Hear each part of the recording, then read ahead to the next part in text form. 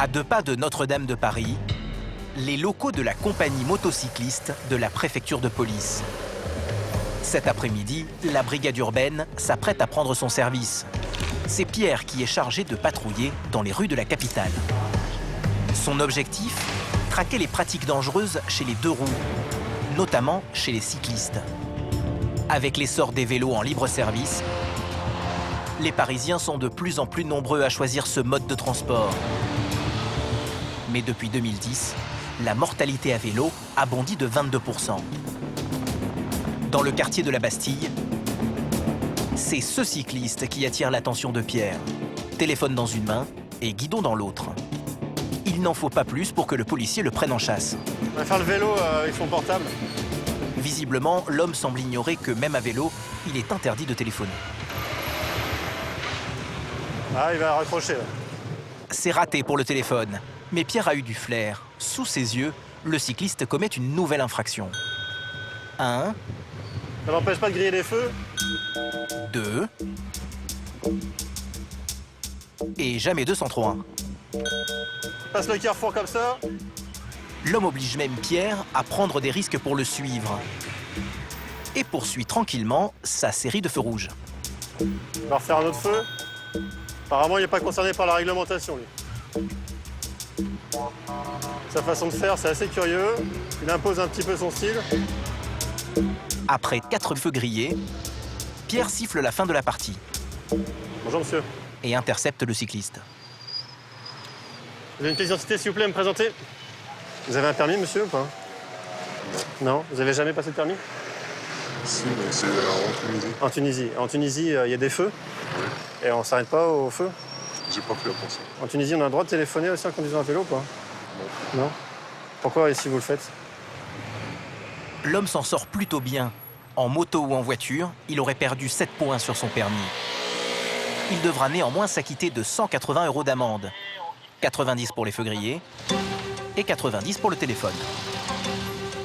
Des cyclistes qui grillent des feux et des motocyclistes qui roulent sur les pistes cyclables.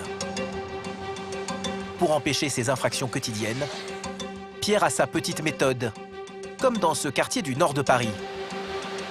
Quand c'est bouché, tous les 2 roues prennent le trottoir ou la piste cyclable. Et avec le temps et surtout l'habitude pour certains, commencent à prendre cette piste cyclable ou ces trottoirs à grande vitesse. À peine garé, le collègue de Pierre repère un scooter sur la piste cyclable. Là, qui arrive, là. L'homme est aussitôt intercepté afin d'être contrôlé. Pour Pierre, le but est avant tout de protéger les piétons du quartier. Bonjour, monsieur. Bonjour. Vous présentez les papiers, s'il vous plaît. Le risque, c'est qu'il puisse percuter un piéton, un enfant qui sortirait d'un immeuble. À rouler vite comme ça, parfois, ça laisse pas le temps de s'arrêter. Le conducteur du scooter a plutôt l'air de prendre l'affaire à la légère. J'ai vu que vous avez permis voiture. Vous l'auriez fait en voiture? Voiture, ça va de la place. Ouais. Ah, il y en a qui le font en smart, hein, on a déjà vu. Bah oui, bah, franchement, en voiture, jamais de ma vie, je passe par là. Ouais, Chaque ici, c'est... juste les motos. Bah ouais, Mais c'est pour les vélos. Et pour les piétons. Ah, pas vu, pris. Au final, l'homme recevra chez lui une amende de 90 € à régler sous 15 jours. Ouais, monsieur. C'est bon? Allez, au revoir. À vélo ou à scooter, certains usagers font leur loi dans les rues de Paris. Une situation inquiétante qui représente un véritable défi pour les autorités. Alors qu'ils ne représentent que 2% du trafic motorisé, les 2 roues sont impliqués dans près d'un tiers des accidents mortels. Et Paris n'échappe pas à cette tendance. Avec plus de 500 000 trajets effectués en 2 roues chaque jour, dans la capitale, le risque est permanent. La moindre faute d'inattention, le moindre écart peuvent être fatals. La mortalité routière est souvent liée à de nouveaux comportements à risque, notamment chez les 2 roues. Pierre et ses collègues de la compagnie motocycliste sont chargés de les traquer. Téléphone. Ça va? Ça vous dérange pas? Feu grillé. Circulation sur le trottoir. Arrête-toi là! Conduite sous l'emprise de la drogue. Vous voyez, pas c'est positif. Monsieur, s'il vous plaît. Et ça ne s'arrête pas là. Lorsqu'un drame survient, les policiers doivent parfois pourchasser les mises en cause. On a tout, on a le mec en photo, on a tout. Le STJA, le service de traitement judiciaire des accidents, est chargé de retrouver les chauffards. Police, André! et d'enquêter sur les circonstances de ces drames. Le corps tape dans le pare-brise et propulsé sur 8 mètres jusqu'à la tache de sang là-bas. Vélo, scooter, moto, quand les deux roues font la loi dans le trafic parisien, les policiers sont en embuscade.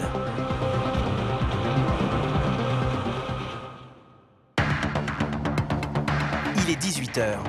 Le trafic est de plus en plus dense dans les rues de Paris, notamment sur les quais de Seine. Depuis la fermeture des voies sur berge, la circulation y est très perturbée aux heures de pointe. Dans le flot de véhicules au ralenti, Pierre repère ce conducteur de scooter au casque blanc. Il slalome à toute vitesse entre les voitures, sous le nez du policier. Regarde le scooter là-bas, caméra. Regarde. Il fait droite-gauche, droite-gauche, droite-gauche dans le couloir de bus. Petit scooter cyclo, il roule comme un fou. Allez, on va le choper. Pour le rattraper, Pierre doit mettre les gaz et se frayer un chemin dans le trafic. Il roule comme un malade. Pousse-toi, pousse-toi. Pousse-toi, nom de Dieu. Mais la petite cylindrée a déjà pris le large. Heureusement, Pierre ne l'a pas perdu de vue. Et quelques centaines de mètres plus loin, il rattrape finalement le conducteur, tranquillement arrêté au feu rouge. Viens avec moi, toi. Visiblement, l'homme n'a pas l'air conscient de sa prise de risque. Là. Et Pierre ne va pas y aller par 4 chemins pour lui expliquer le fond de sa pensée. Reste sur le scooter, tu coupes le contact. C'est quoi cette façon de conduire? Je suis en retard. Et alors? Parce qu'on est en retard, on roule comme ça? Mais la prochaine fois que tu roules comme ça, moi je te récupère par terre. Mais moi j'ai un petit scooter, donc je me flottille. Depuis là-bas, je vois le casque blanc qui part dans tous les sens. À droite, à gauche, à droite, à gauche. Mais on se faufile gentiment, on se faufile pas. Exactement pareil. Non, mais pas à cette vitesse-là. Bah là j'étais à 40 en moyenne, honnêtement. Enfin c'est en 50. Et ça, vous aimez bien aussi la musique? Non, c'est pour le GPS. Non, mais n'empêche que c'est pas autorisé. Et puis on peut mettre de la musique, j'en sais rien. Au loin, là, je le voyais avec son casque blanc, vraiment faire du gymkhana à une vitesse pas du tout acceptable, au risque peut-être de percuter un piéton qui serait amené à traverser. Le jeune homme ne réalise pas le danger qu'il représente. Il se permet même de narguer les policiers. Avec le petit scooter avec le gros moteur. Ah, parce que je me suis arrêté au feu. Et oui, dans la circulation comme ça, c'est quand même nettement plus facile avec ça qu'avec ça. Ah ouais, c'est pour ça que j'ai ça. Et puis il n'y a pas de problème de poids aussi avec ça. Ouais, mais là, vous allez avoir des problèmes dessous. Hein. Pour limiter le montant des amendes, le jeune homme change de ton et tente d'amadouer Pierre. Je vais éviter de me mettre tout le truc, je suis au RSA quand même. Ah oui, mais alors moi, je verbalise pas ceux qui sont au RSA, ceux qui sont au chômage, et puis ceux qui bossent, ils me disent, attendez, moi je bosse. C'est je Je verbalise personne, alors. Couloir des bus, 90. Et pourquoi vous n'avez pas chopé tous les autres qui étaient dans le couloir de... C'est-à-dire que je ne suis pas un poulpe, ni un animal avec plusieurs bras, donc je peux m'occuper d'une seule personne à la fois. Et vous passez à droite, à gauche, comme ça, c'est pas normal. Du coup, ça entraîne aussi 2 autres infractions, puisque vous faites des changements de direction sans mettre le clignotant. Si, je mets le clignotant systématiquement. Alors là, systématiquement. Bon, et ben alors, signez pas, c'est moi qui invente alors. Et ça, c'est combien, ça? C'est 22 €. C'est votre parole contre la mienne, donc je signe pas. Et c'est à une vitesse excessive eu égard aux circonstances, puisque la voie, la chaussée n'est pas complètement dégagée.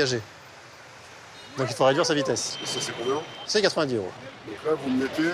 2 fois 90 € et une fois 22 €. Ça fait... Là, j'ai plus de thunes pour moi.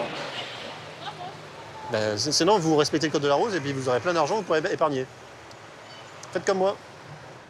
L'addition est salée. Au total, le jeune homme repartira plus léger de 200 €. Mais surtout, en un seul morceau. Si Pierre ne laisse rien passer, c'est qu'il sait qu'en 2 roues, le moindre écart au code de la route peut avoir de graves conséquences. Au même moment, à 2 pas de la Tour Eiffel, les policiers du STJA quittent leurs locaux pour se rendre sur un accident grave. À proximité du bois de Vincennes, une moto a percuté une voiture. Le motard, dans un état grave, a déjà été évacué par le SAMU lorsque l'équipe du STJA arrive sur place. William et ses collègues constatent la violence du choc. Bah là, on peut supposer que l'impact ici est dû à la roue et à la fourche. Là, on a une fourche qui est complètement tordue, ainsi que le guidon qui est, là on peut le voir, qui est également plié. C'est une grosse cylindrée de près de 200 kg qui s'est encastrée dans la voiture. Dans l'ensemble, pour les mecs de la portière. A priori, il tape la voiture avec la moto, le corps tape dans le pare-brise et propulsé sur 8 mètres jusqu'à la tache de sang là-bas. Un vol plané de plusieurs mètres qui aurait pu coûter la vie au motard. On va se mettre un peu à l'écart, on va vérifier ensemble les papiers. Au volant de la voiture, cette mère de famille accompagnée de ses 2 filles. Elles ont eu beaucoup plus de chance que le motard. Elles sont choquées, mais indemnes. Comme le prévoit la loi, la conductrice est soumise à un test de dépistage pour l'alcool et les stupéfiants. Donc là, on a un test négatif sur le dépistage aux stupéfiants. Pas de traces de drogue ni d'alcool pour cette mère de famille qui n'a rien d'un chauffard. Juste une mauvaise décision au mauvais moment. J'aurais pu vous placer en garde à vue, mais je le fais pas. Parce que pour l'instant, les jours du monsieur sont pas en danger. Il est gravement blessé, mais son pronostic vital n'est pas engagé. La conductrice repart libre, mais l'affaire est loin d'être terminée. À ce moment de l'enquête, voici le scénario qu'ont pu reconstituer les policiers. La mère de famille circule dans une avenue traversant le bois de Vincennes. Après avoir aperçu une place libre sur le trottoir opposé, elle franchit la ligne continue pour faire demi-tour. Au même moment, une moto roulant dans le même sens de circulation vient percuter le véhicule sur son flanc gauche.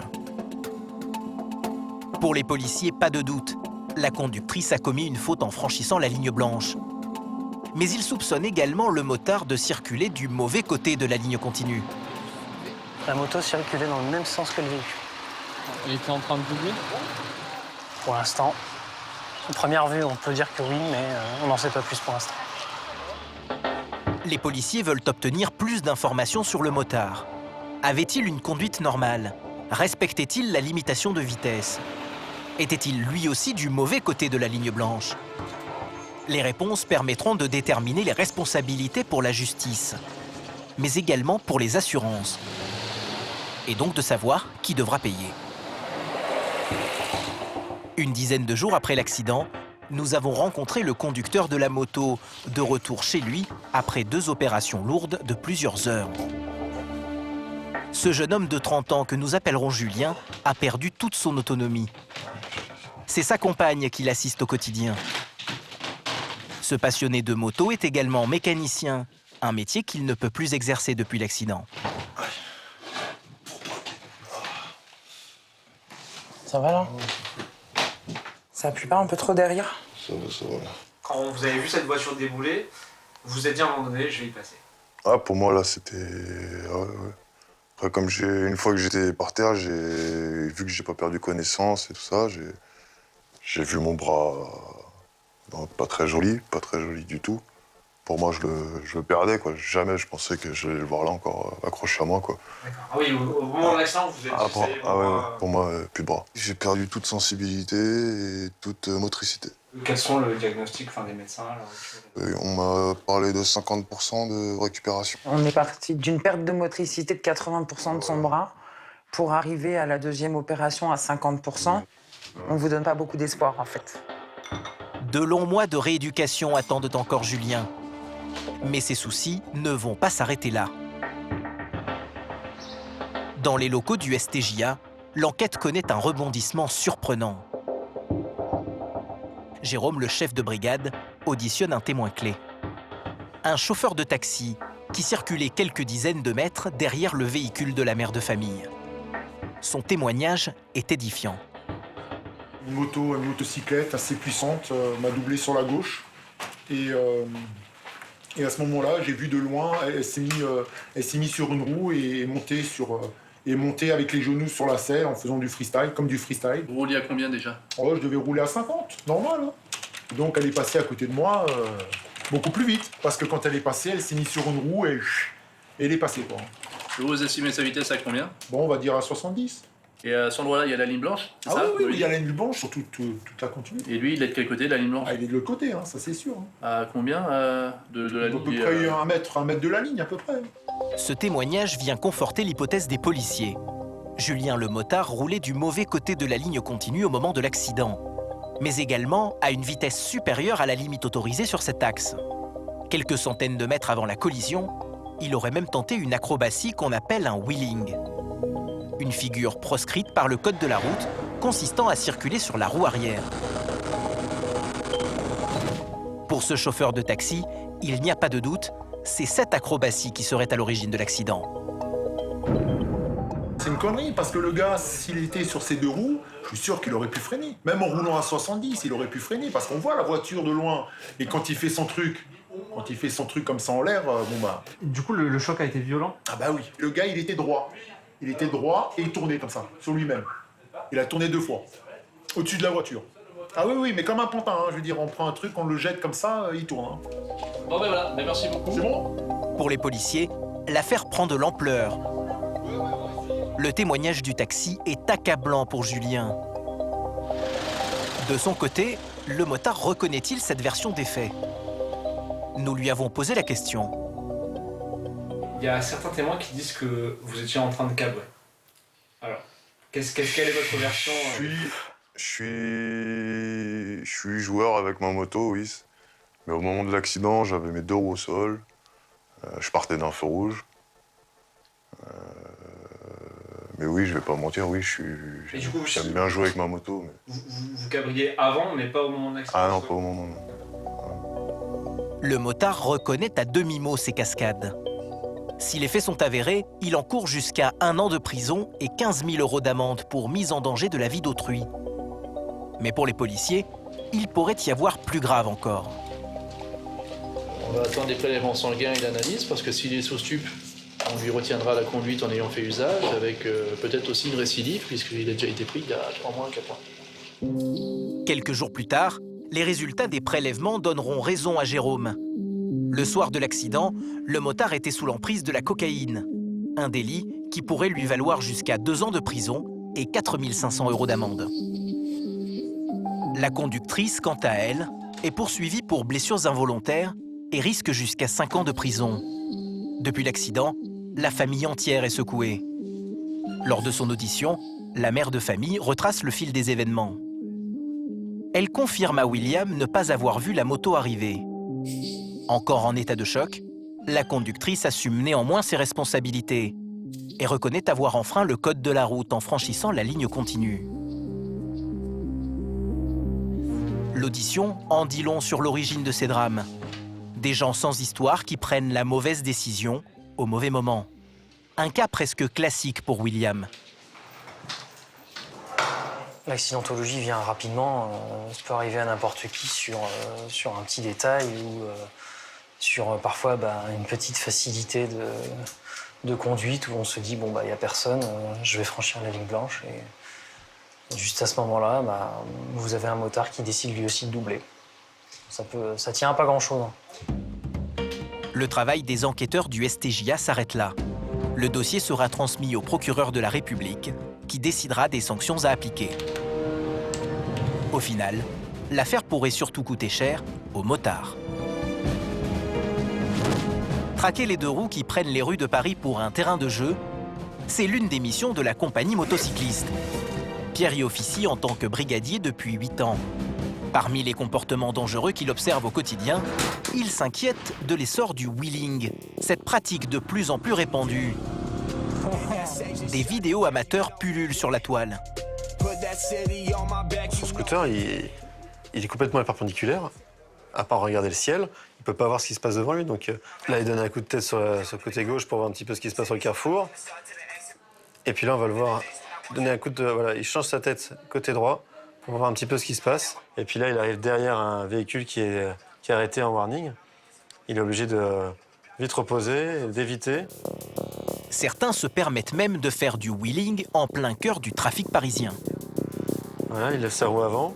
Il se donne un spectacle, il évite quand même. Là, la voiture devant a dû freiner, il aurait pu la percuter. Là, on a une poussette ici, quelqu'un qui allait s'engager sur le passage piéton. Comment vous expliquez ces prises de risque-là? C'est l'adrénaline un petit peu que ça provoque. C'est l'amusement, hein, c'est comme si ils allaient à la foire du trône, hein, puis ils faisaient un manège. Certains vont trouver cette sensation dans la vitesse, d'autres, ça va être voilà, dans les cascades. Pour Pierre, hors de question de laisser ces pratiques dangereuses impunies. On ne peut pas laisser passer ça. S'il y en a qui sont à la recherche de sensations fortes, on ne peut pas les laisser aller jusqu'à l'accident mortel parfois. Quand il s'agit de débusquer ces acrobates du bitume, Pierre laisse sa moto de patrouille au garage. Sa technique, utiliser une moto banalisée pour se fondre discrètement dans le trafic. Comme à chaque patrouille, Pierre n'a pas besoin d'attendre bien longtemps avant de constater une première infraction. À une centaine de mètres devant lui, un petit scooter entame une roue arrière. Le conducteur du scooter n'a pas repéré les policiers et se dirige droit vers eux. Pierre doit se mettre en travers de la route pour l'intercepter. Bonjour. Bonjour monsieur. Bah alors, on n'arrive pas à conduire sur deux roues? Non, même pas, il fait beau. Faut acheter, vous savez, là, les trucs à une roue, là, ils ont tous ça. Ah non, mais ça après c'est pas pareil, c'est pas marrant. Bah non, parce qu'on peut plus faire deux roues. Ouais, c'est Non, ça, attends, voilà, oui. c'est ça. Ah là là là là. Hein? Pourquoi vous faites ça, là? Comment? Pourquoi vous faites ça? Non, c'est le soleil qui m'a... Ah oui. Ah oui, parce que du coup, ça fait de l'ombre. Là, je comprends. Ouais. Défaut de maîtrise du véhicule. C'est l'infraction retenue contre le jeune homme pour sa roue arrière. Une amende à 90 €. Mais ça ne s'arrête pas là. Lors de la fouille, un détail attire l'attention de Pierre. Un paquet de feuilles à rouler dans la sacoche du jeune homme. Ça remonte à quand, le dernier juin? Hier, je crois. Pierre décide d'effectuer un test salivaire pour savoir si le jeune homme conduisait sous l'emprise de stupéfiants. Tirez avant, tirez. Et visiblement, ce n'est pas la première fois que ce dernier fait l'objet d'un dépistage. Ah, j'ai déjà fait. Je sais, bah voilà. C'est en train d'apparaître. On a les 3 barres comme quoi ça fonctionne, 1, 2, 3. Et la barre devant le cannabis est en train d'apparaître. Donc votre consommation, elle est détectée par le dépistage. Vous voyez pas, c'est positif. Monsieur, s'il vous plaît. Eh. Non, j'ai rien fait de mal, s'il vous plaît. Monsieur. Mais vous êtes quand même en agglomération, vous êtes avec un scooter, et sur la route, vous faites des roues arrière. Une, deux, mais la personne qui était devant vous, c'était moi. Il ne faut pas fumer comme ça et aller travailler après. Et prendre le scooter. Mauvaise nouvelle pour le jeune homme. Wheeling et cannabis, un très mauvais mélange. Pour confirmer les résultats du dépistage, il est escorté jusqu'à l'UTJDR, l'unité de traitement judiciaire des délits routiers. La conduite sous l'emprise de stupéfiants est un délit. Il risque jusqu'à 2 ans de prison et plusieurs milliers d'euros d'amende. Vous allez rester avec moi, je vous passe en garde à vue. Vous êtes très favorablement connu les services de police pour des stupéfiants. Le jeune homme est en récidive. Une situation qui pourrait amener le procureur de la République à alourdir la sanction. Certains conducteurs de 2 roues ne se contentent pas de mettre leur vie en danger. Ils menacent également celle des autres, notamment les piétons. Des situations risquées, devenues presque banales, qui se terminent parfois par un drame. En 2016, plus de la moitié des accidents mortels enregistrés à Paris impliquaient des piétons. Un chiffre en augmentation depuis plusieurs années. Cette tendance est prise très au sérieux par les autorités, comme le montre ce spot de sensibilisation diffusé récemment. Installé au niveau d'un passage protégé, le dispositif reproduit le bruit d'un freinage d'urgence et capture la réaction des piétons qui traversent au feu rouge.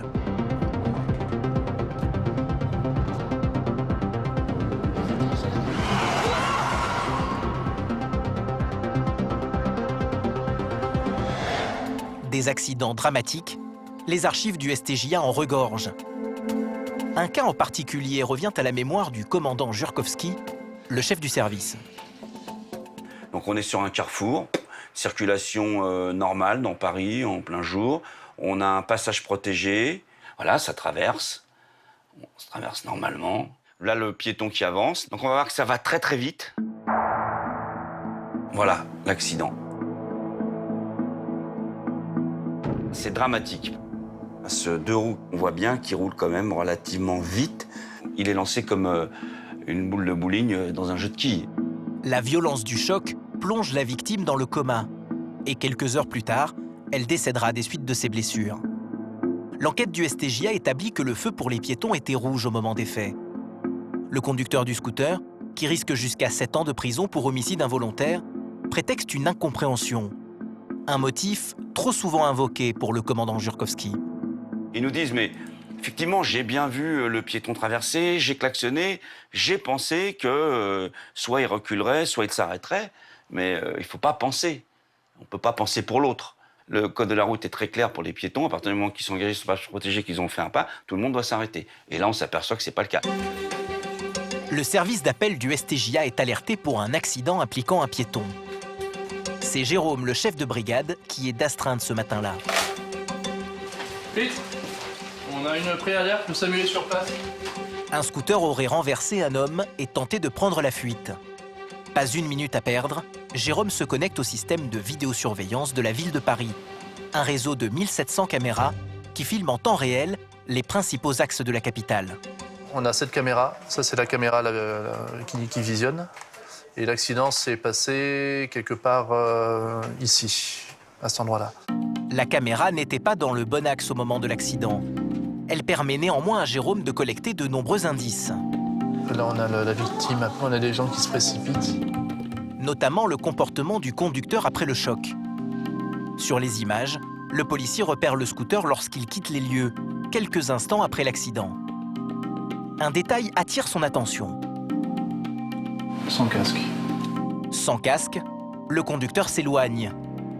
Puis soudain, sans raison apparente, fait demi-tour et revient sur les lieux de l'accident. L'accident a lieu, soit il a perdu le casque ou... Sur place, le conducteur ne semble pas être revenu pour porter secours à la victime, mais simplement pour récupérer son casque, avant d'être emmené à l'écart par un médecin du quartier. Entre-temps, la victime est prise en charge par les secours et transportée en urgence à l'hôpital. On a tout, on a le mec en photo, on a tout. On le voit partir et revenir 10 secondes plus tard. Grâce aux caméras, Jérôme dispose d'un premier faisceau d'éléments. Mais beaucoup de questions restent en suspens. Quelles sont les circonstances exactes de l'accident? Qui a grillé le feu? Le piéton ou le scooter? C'est sur place que Jérôme et son équipe vont devoir trouver les réponses. Là, t'as du débris. Là, t'as des traces, t'as des marques. C'est assez frais en plus. L'accident a laissé des traces. Au sol, les enquêteurs constatent des marques de ripage. Ça, c'est frais. Et surtout des taches de sang qui témoignent de la violence du choc. Les policiers du quartier, arrivés en premier sur les lieux, complètent les informations récoltées par Jérôme. Au niveau blessure pour elle, ça serait quoi? Pour le monsieur, la victime, ouais. Un trauma crânien, pronostic vital engagé, était semi-conscient parce qu'ils l'ont reboosté avec des médocs. Le conducteur du scooter souffre de son côté de légères blessures. Avant d'être évacué par les pompiers, les policiers du quartier l'ont soumis au test de dépistage pour l'alcool et les stupéfiants. Ils se sont révélés négatifs. C'est pas celui-là? Le scooter, garé à proximité des lieux, intéresse également Jérôme. C'est un scooter Piaggio, une sorte de Vespa. On a du sang sur la bulle. Des traces de sang, des marques de chute, mais les policiers sont à la recherche d'un autre élément d'importance. Du coup, là, ce que vous recherchez... Là, l'assurance. On cherche l'assurance. Apparemment, il n'y a pas d'assurance à poser. Cette vignette est pourtant obligatoire.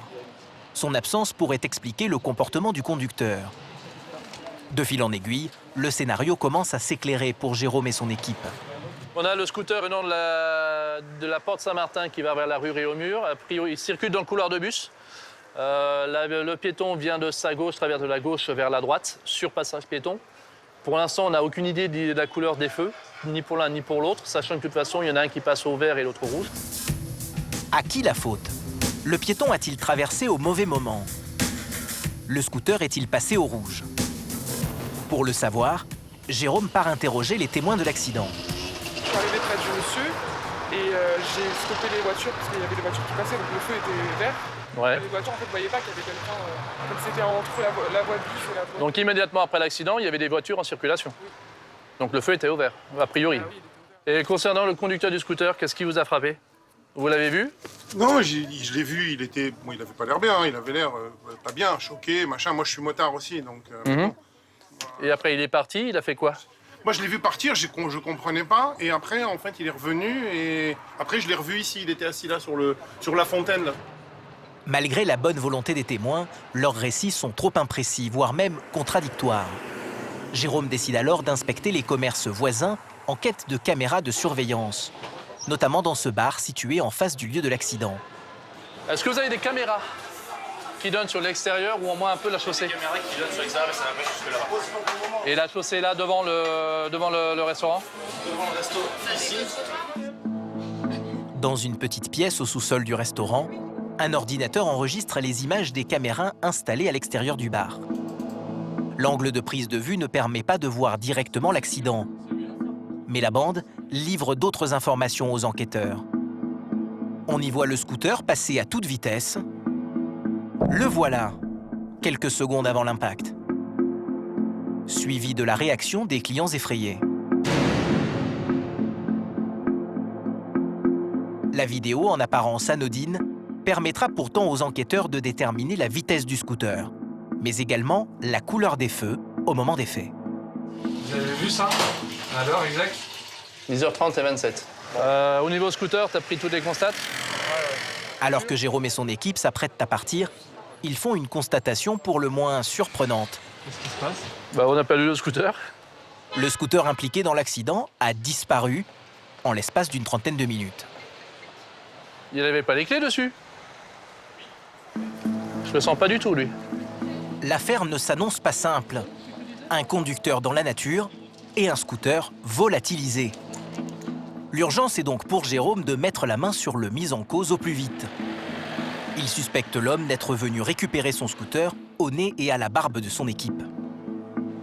C'est à nouveau le système de vidéosurveillance de la ville de Paris qui va aider Jérôme. Sur les enregistrements, on voit l'homme, reconnaissable à son casque sans visière, quitter les lieux sur son scooter. Le commandant Jurkowski supervise les opérations et comprend pourquoi l'individu n'est pas pressé de se présenter aux forces de l'ordre. Il est très très bien connu de nos services pour diverses infractions de droit commun, stupéfiants, beaucoup d'infractions au code de la route, refus d'obtempérer, violence ayant entraîné une incapacité de moins de 8 jours, recel, oui, donc il a, si je pouvais me permettre la formule, il a un beau palmarès. Face à la gravité de la situation, le commandant prend les devants.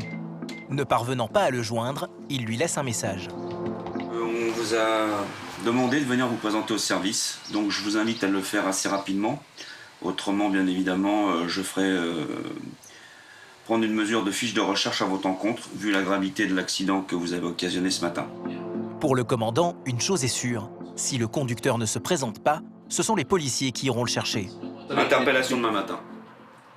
Ou s'il vient. Voilà. Je pense qu'il connaît bien la musique, comme on dit chez nous, et qu'il est au courant de ce qu'il peut faire et ne pas faire. Et puis s'il peut ne pas se livrer à la police, c'est ce qu'il va tâcher de faire. Le conducteur n'en est pas à son coup d'essai. Sauf que cette fois-ci, il a percuté un homme de 77 ans. Ce dernier a été projeté à plusieurs mètres du point d'impact, sous les yeux de sa femme. Un accident qui est en train de bouleverser leur vie. Je perds la mémoire, en fait. Je suis vide. Tout est vide. Je n'ai même pas le souvenir d'un gars qui m'a renversé. Aucun souvenir. Ce qu'il y a, c'est que ça me met dans un moment de vague. Oui. Vraiment. Alors que je suis mal nulle part. J'ai besoin quand même de voir un psychologue pour parler de tout ça. Parce que la nuit, j'ai des angoisses, vraiment des très très grosses angoisses. Donc ça me prend là, ça me serre là. Donc j'ai beau respirer, c'est pas facile. Le pronostic vital de l'homme n'est plus engagé, mais les médecins restent prudents sur la durée de sa convalescence. Les policiers, eux, vont tenter de joindre le mis en cause toute la journée, en vain. Alors, dès le lendemain matin, Jérôme décide de prendre les choses en main. Il est 7 heures. Il espère bien cueillir l'individu au saut du lit. Étant donné que le jeune homme est connu pour de multiples refus d'obtempérer, l'enquêteur reçoit l'appui des policiers du quartier. Le conducteur habiterait dans cet immeuble du centre de Paris. Police, ouvrez! C'est le père du mis en cause, surpris, qui ouvre la porte. Très bien, monsieur. Vous restez là. On va fouiller votre appartement, monsieur. On recherche votre fils. Mais dans l'appartement, pas de trace du suspect. Il n'a pas dormi au domicile familial. Chou blanc pour Jérôme. Il n'est pas rentré, je sais qu'il était à l'hôpital hier matin. Ouais. Il vous a dit quoi? J'ai pas envie. Alors, je voudrais pas vous faire un petit choc, c'est que votre fils, il est un petit peu embarqué dans une sale histoire. Vous n'avez pas moyen de savoir où il est? Non, j'ai pas. Je vais vous le ramener. De gré ou de force, je vous le ramène. Laissez-moi quelques heures, simplement. De toute façon, vous savez ce qui va se passer, c'est simple. Je vous le ramène. Il va avoir une fiche de recherche au cul. Oui, non. Donc c'est-à-dire que sur n'importe quel contrôle, il va se faire contrôler et puis après, ils vont nous le ramener. Alors que son équipe quitte les lieux, Jérôme repère le conducteur au coin de la rue, en train de garer son scooter. Tiens, il est là, il vient de passer. Incognito, en tenue civile, les policiers l'interpellent en douceur. Très bien, monsieur. Voilà. Allez, venez, vous mettez là contre le mur, monsieur. Allez, vous raccrochez avec votre père. Ok, non, c'est avec mon avocat. Ça va? Je me cachais pas, monsieur, je cherchais juste une défense, c'est tout. Alors, pour la bonne nouvelle, c'est que le monsieur, a priori, il va pas trop mal. Ces jours ne sont plus en danger, d'accord? Ok, merci, monsieur, merci. Le jeune homme semble soulagé, moins pour la victime que pour son avenir. Avec un mort sur les bras, il risquait de partir en prison pour plusieurs années. Il est ramené au STJA pour être placé en garde à vue. Avant son audition, il a accepté de nous livrer sa version des faits. Je commence à rentrer dans la voie de bus et donc j'ai pas vu une personne qui s'est mise à traverser lorsque le feu pour moi était vert et le feu pour la personne était rouge. J'ai eu le temps de freiner, de tourner un peu avec mon scooter, mais ça l'a pas évité complètement. Donc je l'ai quand même tapé et elle s'est retrouvée par terre. Du coup j'ai essayé de trouver du secours quoi, autour. J'ai crié à l'aide, je suis revenu. Pour démêler le vrai du faux, les enquêteurs vont s'appuyer sur une étude approfondie de la vidéo du bar. Après calcul, il sera établi que le scooter circulait à 80 km/h au moment de l'accident. En croisant l'heure indiquée par la vidéo, la vitesse du scooter et le timing des feux tricolores, les enquêteurs établissent l'infraction. Contrairement à ses déclarations, le conducteur a bien grillé le feu à l'endroit où le piéton traversait. Défaut d'assurance, vitesse excessive, feu rouge grillé, mais aussi circulation dans une voie de bus.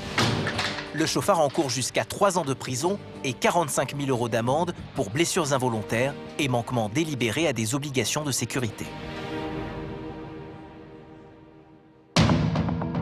Pour prévenir ces drames, Pierre veille au grain. Ce jour-là, il patrouille dans le nord-est de la capitale. Son objectif, traquer une pratique de plus en plus répandue, la remontée de fil en sens inverse. C'est le cas de cette jeune femme qui n'a pas hésité à franchir la ligne continue pour gagner quelques mètres. Bonjour, votre permis s'il vous plaît et la carte grise. Est-ce que vous pouvez m'expliquer pourquoi vous roulez de l'autre côté de la ligne blanche et à contresens? Je remonte les fils comme tous les scooters le font. Bon, bah, je vais vous verbaliser comme tous ceux qui sont verbalisés. Alors. L'infraction, devenue banale, suscite souvent l'incompréhension des conducteurs. Pour beaucoup, maintenant, il y a certaines infractions qui sont devenues tellement courantes, tellement pratiquées par l'ensemble des conducteurs de deux roues, que c'est devenu la normale. Il y a une normalité au point que maintenant, lorsqu'on leur dit que c'est une infraction, ils ne comprennent même pas et ils s'offusquent qu'on leur dise bah, « écoutez, là, vous êtes verbalisé parce que vous avez fait une infraction ». La tension monte d'un cran lorsque la conductrice apprend qu'elle est verbalisée. Vous faites des cow-boys un peu. Quoi. Je fais des cow-boys. Je suis une jeune fille, franchement. Non, c'est rien, je fais pareil pour tout le monde. Je ne fais pas de différence entre un homme et une femme lorsque je contrôle quelqu'un. Vous m'avez arrêté, moi, il y en a des quinzaines. Oui, j'en ai pas mal, ouais. Il y en a plein qui font des infractions, ça ne vous donne pas le droit d'en faire autant. Pour avoir roulé à contresens, la jeune femme s'acquittera d'une amende de 90 € et se verra retirer 3 points sur son permis de conduire. Quelques heures plus tard, le trafic se densifie dans les rues de la capitale. Un moment clé pour Pierre. Sur nos patrouilles d'après-midi, on va trouver des infractions commises essentiellement par les deux roues au milieu d'une circulation un petit peu dense. Et ça ne rate pas. Au bout de quelques minutes à peine, Pierre repère un motocycliste en infraction. Il a même grillé le feu, il a son téléphone à droite, là, le X-Max. Il a grillé un feu, il a son téléphone dans la main. Sans attendre, Pierre décide de l'intercepter. Bonjour monsieur. Bon monsieur, est-ce que vous pouvez m'expliquer pourquoi, quand je vous regarde là-bas, vous passez un feu rouge, ensuite vous êtes avec votre téléphone dans la main en conduisant, main gauche, et vous m'entendez pas peut-être parce que vous avez un écouteur, non? Feu rouge grillé, usage du téléphone et port d'écouteurs en conduisant, ce jeune homme cumule les infractions. J'ai besoin de savoir qui vous êtes. Donc, dans vos poches, est-ce que vous avez quelque chose qui justifie votre identité? Une pièce d'identité, un passeport, une carte vitale, une carte bleue? Bon, c'est déjà ça. L'homme circule sans aucun papier d'identité.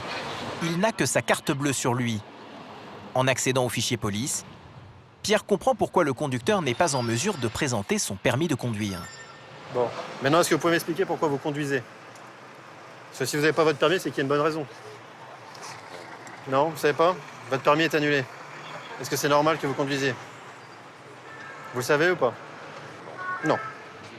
L'homme pensait visiblement passer au travers des mailles du filet. Mais Pierre dispose d'une mine d'informations à son sujet. Alors, vous avez reçu une lettre, d'accord, qui a été envoyée l'année dernière, l'été. Vous avez reçu un recommandé et vous n'avez pas été le chercher. Peut-être vous doutiez un petit peu puisque, suite à différentes infractions, notamment par rapport à l'usage du téléphone portable, encore, vous avez perdu des points sur le permis de conduire. Le motocycliste roule donc sans permis depuis plus d'1 an. Mais cette fois-ci, le tour de passe-passe ne marchera pas. Vous n'aurez plus le droit de conduire. Donc le scooter, il sera immobilisé. Bon, vous le poussez, hein? Pardon? Vous le poussez. Ah bah, monsieur, je viens de vous expliquer, pendant un quart d'heure, vous n'avez pas le droit de conduire. Au total, le contrevenant écope de 3 amendes à 90 € et il devra repasser son permis. Mais la journée n'est pas finie pour lui. Il est escorté à l'unité de traitement judiciaire des délits routiers dans le 13e arrondissement. Il va être présenté devant un officier de police judiciaire. L'officier de police judiciaire, lui, va être là pour lui notifier en fait, son interdiction de conduire et lui demander de restituer son permis de conduire à la préfecture. Asseyez-vous. Avec un permis officiellement annulé, le jeune homme risque désormais gros s'il s'amuse à reprendre la route. Un délit passible de 2 ans de prison et 4 500 € d'amende. Avec près de 500 000 de roues immatriculées, l'Île-de-France compte le plus grand parc de motos et de scooters du pays. Et parfois, au hasard d'un contrôle de routine, Pierre fait des découvertes surprenantes. Alors qu'il patrouille à proximité de la Tour Eiffel, son collègue intercepte un scooter. Bonjour monsieur. Au départ, pour un téléphone coincé dans le casque. Une pratique punie par la loi, devenue pourtant monnaie courante dans les rues de Paris. Ce téléphone dans le casque, est-ce que vous croyez que c'est vraiment l'endroit où il faut le mettre?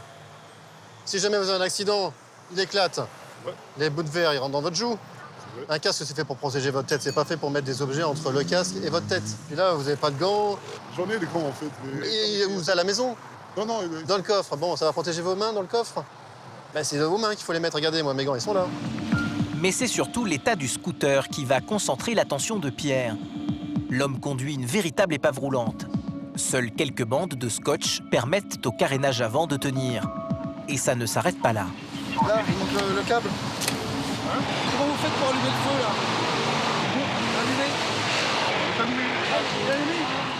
Allumé. Le scooter, quasiment hors d'usage, est pourtant un véhicule professionnel. Écoutez, moi, il faut que je travaille. J'ai 2 mois à nourrir. On me donne un scooter, je prends le scooter. Il est assuré. Il y a carte grise. Mais ce n'est pas la principale préoccupation de Pierre pour le moment. Il y a tout un tas de choses qui vont pas et c'est une épave roulante. Puis là, il y a des choses bien trop dangereuses, comme ces pneus qui sont lisses. On ne peut même pas voir à quelle vitesse ils roulent, il n'y a pas de câble. Et puis, pas de clignotant. L'éclairage, il est inexistant, donc dès qu'il commence à faire nuit, il ne va pas pouvoir éclairer la route, ni voir, ni être vu. L'addition s'annonce salée. Le conducteur tente alors d'amadouer Pierre. Franchement. Et là, de toute façon, il y en a tellement, on va pas tout. Vraiment, écoutez, moi, juste, je vous en supplie, juste, franchement, parce que... monsieur, ça servira à rien, ça servira à rien. Arrêtez de dire, s'il vous plaît. Je vais même plus répondre, monsieur. Je vous ai entendu, je vous ai répondu. Bon, bah maintenant, vous faites avec. Il y a des moments où, là, il faut rien laisser passer. Là, récemment, il a été interpellé pour une conduite sous stupéfiant. Il n'a pas la formation pour conduire un 125. Donc, on ne peut pas être intelligent avec tout ça. À bout d'un moment, on est bien obligé de faire l'ensemble des contraventions. Et s'il ne comprend pas avec ça, je ne sais plus comment on peut faire. J'ai pas tout mis. Mais la liste est longue. Même si Pierre n'a retenu qu'une partie des infractions, l'homme devra tout de même s'acquitter de plus de 300 € d'amende et présenter une preuve de mise en réparation du scooter sous 48 heures. Dans la majorité des cas, le comportement du conducteur ou l'état de son véhicule sont à l'origine des accidents. Cependant, dans certaines situations, des motocyclistes sont blessés alors qu'aucune infraction au code de la route n'a été commise. Parmi ces affaires, l'accident hors du commun de Leïla va donner du fil à retordre aux policiers. Il y a quelques semaines, cette infirmière de 56 ans a trompé la mort. Je me souviens être tombée, ça a glissé, ça c'est sûr. Et je me souviens de comme une machine à laver, quoi. J'ai tourné. Tout de suite, j'ai paniqué, quoi. J'ai eu peur. Ce matin-là, Laïla se rendait à son travail dans l'Est parisien. Elle a perdu le contrôle de son scooter et s'est retrouvée sous les roues du camion qui la suivait. Je voyais avec mon œil du sang couler comme ça. Je sais pas d'où ça venait, le crâne, voilà, j'ai beaucoup saigné. La première chose que j'ai faite, c'est de bouger mes jambes. Hein. Je savais que c'était, voilà, que j'étais sous un camion, que j'avais mal, je pouvais pas bouger. J'ai bougé mes jambes. Laïla a eu beaucoup de chance. L'accident aurait pu lui être fatal. Les images d'une caméra de surveillance située à proximité des lieux parlent d'elles-mêmes. On y voit le scooter glisser, suivi par le camion. Si l'on regarde de plus près, on devine les pieds de Laïla qui bougent sous le moteur. Elle a passé près de 3 quarts d'heure sous le camion avant d'être évacuée par les secours. Depuis, elle a entamé une longue période de convalescence. Alors, j'ai une fracture au niveau de l'humérus, mais là, ça y est, ils m'ont... Donc, j'ai un clou à ce niveau-là. Donc là, il n'y a pas longtemps, on m'a retiré les pansements parce que c'est sec et c'est propre. Mais c'est surtout son poignet qui a été blessé. Des os et des articulations ont été fracturés. On imagine que le pneu a dû passer dessus, ouais. Comment cet accident a-t-il pu arriver? Laïla a-t-elle commis une imprudence? Le camion y est-il pour quelque chose? Pour répondre à ces questions, il faut revenir sur les lieux de l'accident, où Jérôme et son équipe sont arrivés quelques minutes après l'évacuation de Laïla. Il est 8h28. Sur la chaussée, les enquêteurs constatent un important épanchement de sang. Pour l'instant, vous ne vous touchez à rien, vous laissez encore en état le temps qu'on ait fini les constatations, qu'on prenne les dernières photos. Il n'y a pas de souci. Et puis après, ce sera bon. Merci. Le scooter de Laïla ne comporte que de très légères traces de ripage. Jérôme comprend rapidement qu'il n'y a pas eu de choc entre les deux véhicules. La moto dérape, chute au sol et le camion lui roule, essaye de freiner, mais lui roule dessus et l'attrape avec la roue avant gauche. C'est une perte d'adhérence pour la moto et ensuite pour le camion et ça ne pardonne pas. Les investigations de Jérôme ne s'arrêtent pas là. Il veut savoir pourquoi Laïla a perdu le contrôle de son scooter. Ce matin-là, il n'a pas plu. Et pourtant, la chaussée est très glissante. On dirait qu'un produit y a été répandu. Putain, et j'ai me pesté la figure. Au fil de l'enquête, Jérôme apprend qu'une lessiveuse de la mairie de Paris est passée par là juste avant l'accident. Elle aurait rencontré un problème technique. Vous savez ce qui lui est arrivé à cette laveuse ou pas? C'est un problème de fuite hydraulique. Une fuite d'huile? D'huile hydraulique. Cette nouvelle information vient étayer l'enquête. C'est une lessiveuse de ce type qui est au centre de l'attention des policiers. La fuite d'huile proviendrait du moteur du véhicule. De ce que l'on sait, c'est qu'il y aurait une lessiveuse de la mairie de Paris qui serait passée vers 6h30, qui aurait vu 200 mètres de liquide sur la chaussée, très glissant. La motocyclette est arrivée, le camion derrière, et à cause du revêtement, elle a glissé, chuté au sol et le camion lui a roulé dessus. La responsabilité du service de nettoyage semble désormais engagée. Jérôme ordonne au chauffeur de la lessiveuse de se présenter immédiatement sur place. Pour l'enquêteur, il n'y a pas de doute, l'homme a fait preuve de négligence. Donc vous laissez la rue comme ça là, avec 200 mètres de graisse et tout ça? Je vais même pas les appuyer, je vais barrer direct la rue. Mais bah, monsieur, ça me paraît logique, non? Oui, il est 6h du matin, je voyais pas, j'ai cru qu'un litre de l'huile, en fait, c'est pas un litre. Pour Jérôme, une chose est sûre, le chauffeur n'a pas pris la mesure de la situation. Là, vous auriez dû rester, monsieur, parce que vous le dites vous-même. Monsieur, vous le dites vous-même, vous n'avez pas l'impression que c'est une petite fuite d'huile, là, vous le voyez bien. Le chauffeur de la lessiveuse a-t-il pris la décision de quitter les lieux seul? A-t-il suivi un ordre? Quant à la panne, quelle est son origine? Au STJA, l'enquête avance. Le gardien Mathieu revient tout juste du dépôt de l'entreprise de nettoyage. Donc là, on voit bien le... Ça, c'est le tuyau qui a été remplacé. Le tuyau défectueux, lui, va être placé sous scellé. Il s'agit d'un flexible transportant de l'huile à haute pression. Voilà, donc en fait, il est abîmé ici. Voilà, c'est là que ça a fui. Un trou presque insignifiant qui a pourtant failli coûter la vie à Laïla. Là, ça aurait pu être critique, ça aurait pu être un accident mortel. Mais autant de surface, parce qu'on a quand même 200 mètres de longueur d'épanchement, c'est quand même assez énorme. Jérôme veut donc savoir pourquoi le chauffeur de la lessiveuse a quitté les lieux sans les avoir sécurisés, laissant ainsi ouvert à la circulation une chaussée glissante et dangereuse. J'appelle le chef qui me donne le camion le matin. Je l'appelle, j'ai dit, je suis à tel endroit, il y a de l'huile qui coulait du camion. Qu'est-ce que je vais faire? Il m'a dit, dans ce cas-là, tu rentres. Je dis, je vais faire quoi? Il m'a dit, tu rentres. Je dis, pourquoi faire? Il m'a dit, on va te changer de camion. Bah, vous avez sûrement l'appel sur votre téléphone. Ah oui, c'est sûr. Elle est là. Non, je sens pas parce qu'elles sont là. Je vais vous montrer. Le journal d'appel du téléphone confirme sa version des faits.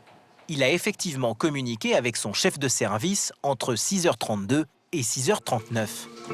C'est d'ailleurs lui le prochain à être auditionné par Jérôme. L'homme reconnaît à demi-mot avoir communiqué avec son employé sur la disponibilité d'un véhicule de remplacement. Mais selon lui, il n'a pas été informé de la dangerosité de la situation et n'a donc pas pu agir en conséquence. Les comptes rendus de ces auditions permettront au procureur de la République de décider de poursuivre ou non l'entreprise de nettoyage pour négligence ayant entraîné des blessures involontaires, un délit passible de 3 ans de prison. De son côté, Laïla se laisse du temps pour décider si elle souhaite poursuivre la mairie de Paris pour défaut d'entretien de la voirie.